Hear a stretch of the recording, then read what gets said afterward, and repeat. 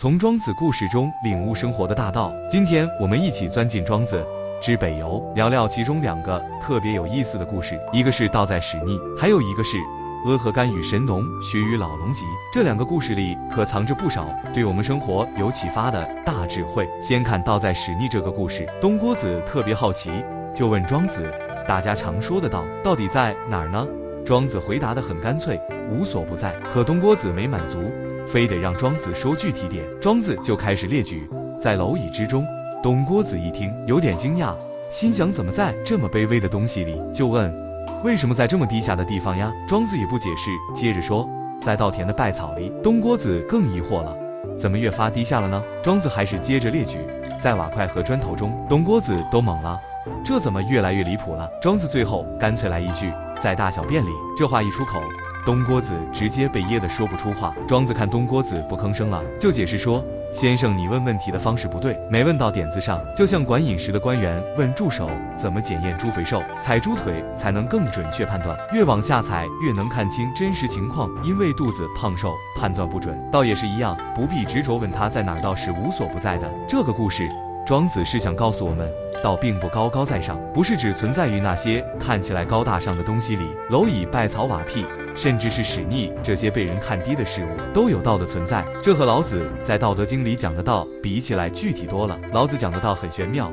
而庄子把道和现实中的事物联系起来。从哲学角度看，这是往唯物主义靠近了一大步。想想我们的生活，有时候是不是也在追求一些特别宏大抽象的东西，却忽略了身边的小事和普通事物呢？其实生活里的每一件小事，每一个平凡的物件，都可能蕴含着人生的道理。就像咱们每天走在路上看到的花花草草，它们的生长凋谢背后都有自然规律，这就是道。再比如我们在工作中遇到的各种问题和解决问题的过程，也都藏着为人处事的智慧，这也是道。道家和儒家在这一点上有相似之处。儒家讲格物致知，《礼记大学》里说物格而后知至，意思是通过仔细观察万物，探究事物的原理，从而获得人生智慧。就像文人从菊花里学到隐逸，从莲花里学到高洁，庄子说的道也在这些平凡事物里，只要我们用心观察，就能发现其中的哲理。哪怕是让人讨厌的苍蝇，它的复眼结构启发人们发明了鹰眼透镜和鹰眼照相机，提高了电子产业的效率和质量。这就是庄子眼中道的体现。讲完道在始逆，我们再看看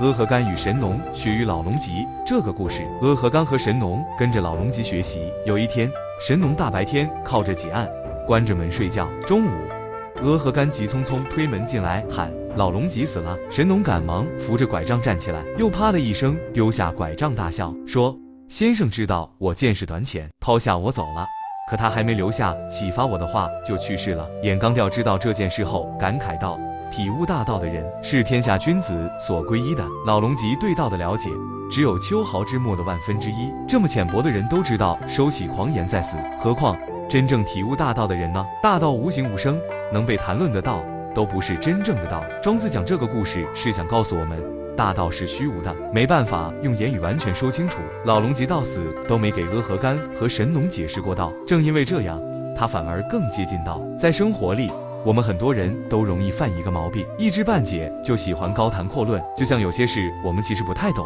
却非要发表各种看法。在懂行的人眼里，这就像跳梁小丑一样。谢觉哉说过，一知半解的人多不谦虚，见多识广有本领的人一定谦虚。老龙吉不是不懂道，他知道自己对道的体悟在身，也只是沧海一粟，所以选择闭口不谈，这反倒成就了他得道高人的名声。这2个故事，一个告诉我们道无处不在，要从身边事物中去发现；一个告诉我们对那些高深的东西要保持敬畏和谦逊，不要轻易下判断。希望大家能从这2个故事里得到一些启示，在生活中多观察、多思考，保持一颗谦逊的心。今天的分享就到这里，咱们下次再一起探讨更多有趣的传统文化知识。在日常的琐碎中，我们常常忙忙碌碌，被各种事物裹挟前行，很少静下心来思考身边事物背后的深意。就拿做饭这件小事来说，食材的搭配、火候的掌握，看似简单，实则蕴含着平衡与适度的道。不同食材的特性需要巧妙组合，就如同生活中我们要协调好各种关系。火候的大小则如同把握做事的节奏，急不得也慢不得。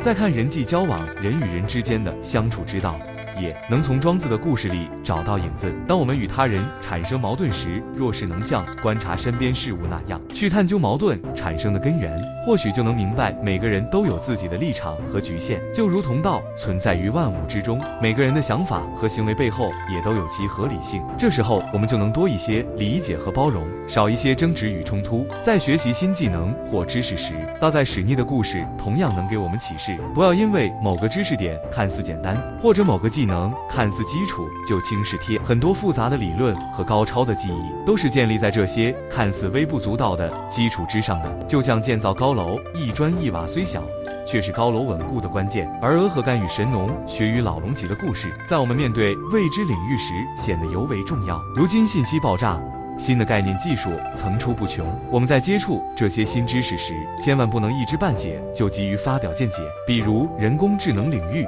很多人只是略知皮毛，就对其发展趋势、影响等夸夸其谈。其实只有深入学习，不断探索，我们才能逐渐领悟其中的道，才能在面对复杂问题时做出更明智的判断。庄子的这两个故事穿越千年，依然在生活的方方面面为我们指引方向。希望大家在今后的日子里能时常想起这两个故事，将其中的智慧运用到实际生活中。下一次当你面对生活中的难题，或是与人发生分歧，又或是接触新事物时，不妨想想庄子的教诲。相信随着我们不断践行这些道理，我们的生活会变得更加从容自在，我们也能在这纷繁复杂的世界中找到属于自己内心的宁静与平和。本频道内容是通过传统文化帮助我们蜕变成为更好的自己。下一次我们接着从传统文化的宝库中挖掘更多的智慧宝藏。